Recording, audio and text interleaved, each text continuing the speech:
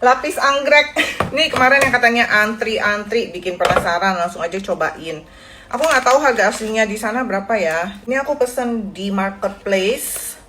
Harganya 105.000. Kayak gini. Nah, aku nggak tahu ya, memang aslinya udah dipotong-potong gini kah? Tuh. Pokoknya aku dapetnya tuh kayak udah jadi bagi 3 gitu ya. Kita lihat deh. Oh, ini tulisannya sih lapis legit special. Tapi ini ada coklatnya. Tuh. Guys, dia lapisannya kayak gini. Ini sebetulnya ada lapisan-lapisan kecil, cuman nggak gitu kelihatan sih gosongnya ya. Tuh.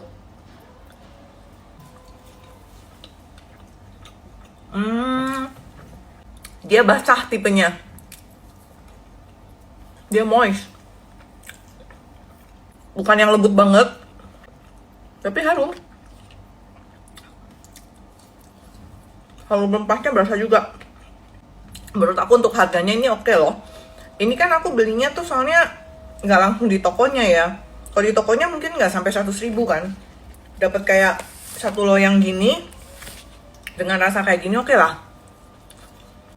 Temennya kopi hitam. Jadi ini manis, minumnya yang pahit.